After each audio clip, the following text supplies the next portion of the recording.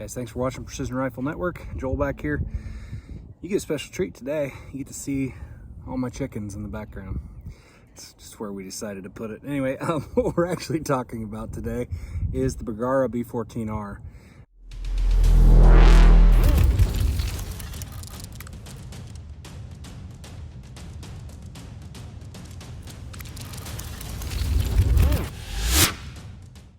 Just picked one of these up and kind of put it together with things that I had laying around. So I've got a Harris bipod up on front and everything else is basically bone stock. I'm running a suppressor up on the front, silencer co.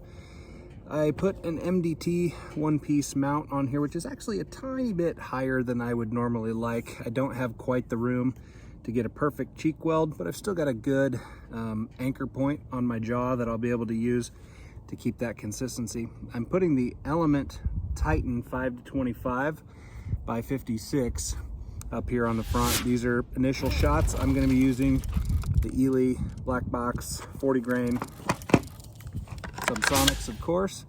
I've got a target at 50 yards and we're just gonna take our first shots, get it on paper, get it zeroed in, and see what kind of accuracy we get out of it here. These are literally first shots through the rifle.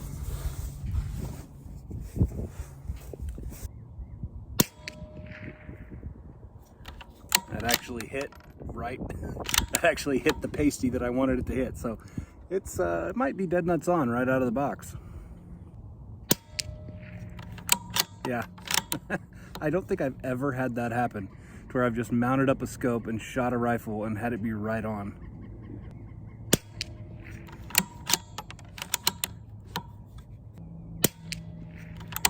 These shots are pulling left all of a sudden. That one didn't eject. Ah. I think I got a round stuck in there someplace. Yeah, it's stuck back. How did it?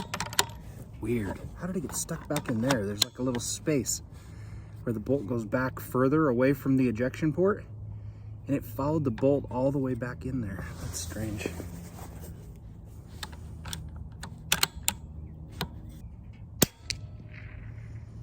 Well, those are first shots. Let me run down and show you that 5-shot group real quick. All right, here's that first shot, or that first group that I shot.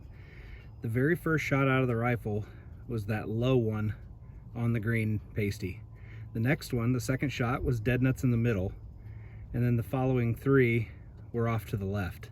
I would expect that to be a tighter group out of that Eley. Let's go back and shoot another group or two, and then we'll see how it does. Okay, let's go here with another 5-shot group down there. I'll go pasty just below the last one.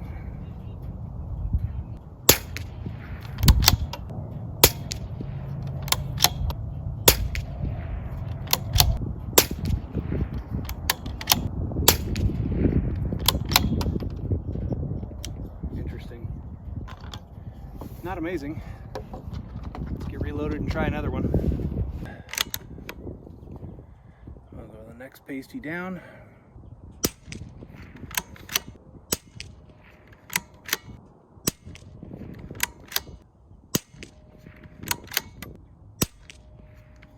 And those are not amazing groups.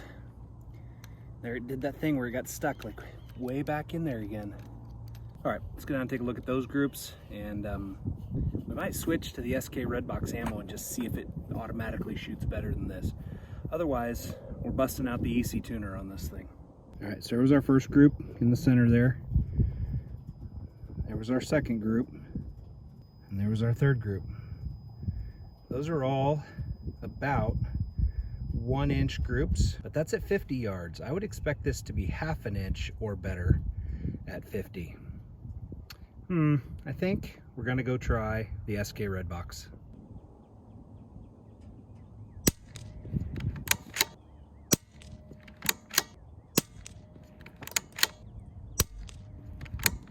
I don't like that, guys. I don't know why they're getting stuck back behind.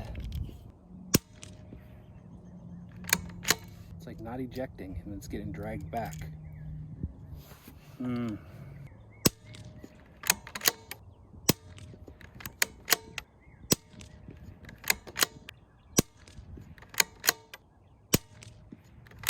All right, well, that group clearly wins. I'll show you that when we get down there. I'm gonna fire one more.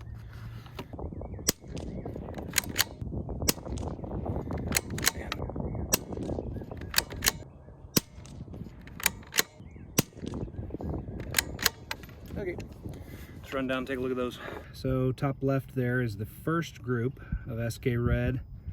After I switched from the Eley, you can see the Eley's over there in the middle line. So that's not a bad one there in the center. And then we went down and got basically one ragged hole, and then down one more time.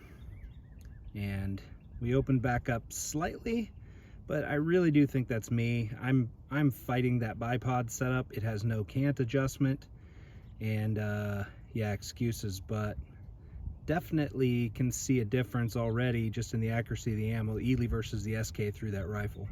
I'm gonna go ahead and put some rounds on that spinner if I can. I should be adjusted correctly now.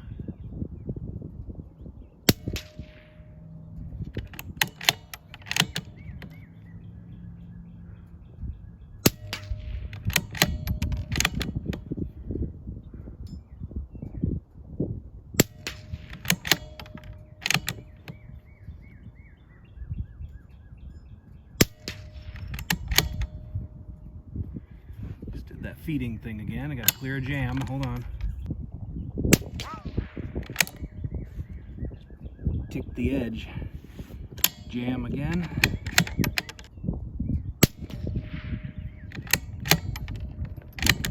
Let's see if we can get the little one.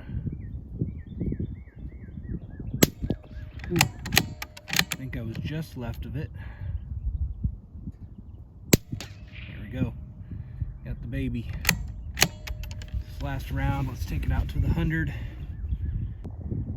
It's going to be just to the right of the cardboard, but back at 100 yards on that hanger that you can just kind of see there. Got it. And that is a 1.5 inch target, as I remember down there. Got it. Positives. I like that the Bergara B14s are Remington 700 platform, so I could swap this barreled action out and put it into a better stock or chassis that would be more suitable to 22 long rifle competition. Like right now I'm running the Harris bipod up here, just hanging off of the sling swivel stud, and it's one of the early models that doesn't have cant or anything, so I really don't have a good way to get level with this. So for those longer shots, you know, having the ability to get your cant adjusted correctly would be kind of vital. I could obviously get a Picatinny rail up there and run an Atlas or something like that. There's nothing wrong with this stock per se, it would work. I just think if you're going to try to be competitive, something a little bit different would probably be better. I also am very curious, I'll chime in with a negative now. I got probably one malfunction with every single mag that I ran through this, and that was probably 60 to 70 rounds now. Every single time a spent piece of brass was getting dragged back but not fully ejected out, and it was actually, there's a space like right back here behind the ejection port where the bolt retracts further than the opening of the ejection port, if that makes sense. And this thing is coming back into that space and turning sideways in there and getting stuck to the point that I can't reach in there with my finger and get it out. I have to drop the mag, run the bolt a few times, and then it falls out, and then I can re-engage or reseat the mag and go back. So I'm just curious if I swapped this barreled action out into a chassis or something else, if it would alleviate the issue or if it would just still remain. I'm not sure, but I obviously don't like that. It needs to be consistent, and I don't want to have to be clearing malfunctions on the clock. So that's an issue. Back to positives. The bolt is very smooth. I like the feel of that. The trigger is very good. I actually tested the trigger for pull weight back in the shop before I came out here, and it's at about 2¼ pounds, and I can't tell you right now whether it's adjustable or not. This is preliminary video, but 2¼ pounds is crisp and it's nice enough. It's not heavy enough that I feel like I'm really getting pulled off target down there. I'm actually, I would say, having a harder time staying on my precise aiming point, more because I don't have a solid cheek weld here. Just the height.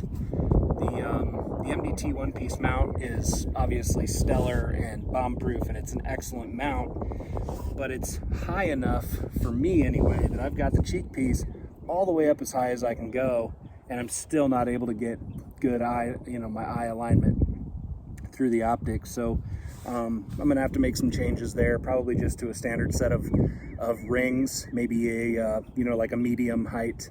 The stock feels pretty good overall, other than just the limitations of not having a Picatinny rail pre-installed, or like a full-length Arca Swiss or something that you might want for competition. It actually, fit and finish is pretty nice. Almost a near vertical grip here, which is nice. Got a little bit of a shelf on the right-hand side for my thumb. You do have a lot of adjustability here. Some nice texturing along the side. It's been kind of cut in. You've got spacers back here on the butt pad so you can get your length of pull. Obviously your cheek height can be adjusted by a knob here on the side that just loosens. You can change it, retighten.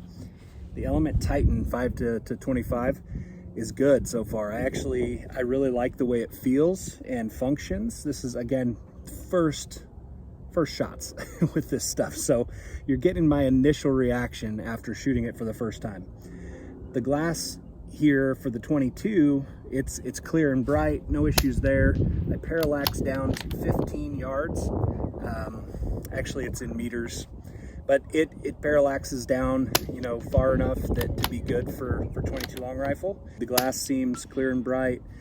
Everything it's not too, just adjusting the magnification ring and the parallax and the turrets and all that. Nothing's too tight, nothing's too loose. It's got a nice zero stop here. Positive turrets, feels good, sounds good. Everything seems to work pretty well. Comes with the caps, which is nice. Sunshade, which I should have put on here today.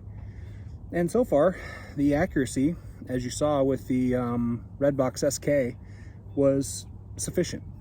Half inch or better there at 50 yards, which is what you want.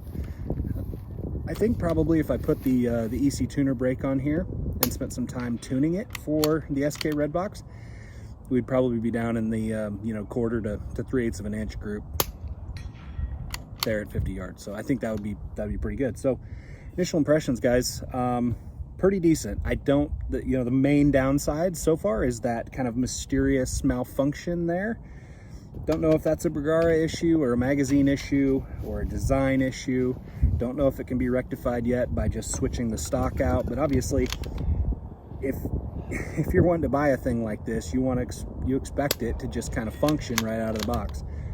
So far, it functions 90% of the time, but there's that one round out of every 10 roughly that is malfunctioning and causing a complete shutdown where I have to eject the mag and clear it and reinsert. That's not ideal. Everything else seems good, guys. Sorry for a rambling longer video today, but I just thought I need to get a video out to you guys, and I wanted to give you kind of just more detail than I normally do on this. And so for the Bergara B14R and the Titan, the Element Titan scope, give you some first impressions. There you have it. Guys, hit that subscribe button if you haven't already. Please hit up those sponsors down in the links below the description. That can save you some money if you're interested in buying any kind of gear down there. Stay tuned for another great video from Precision Rifle Network.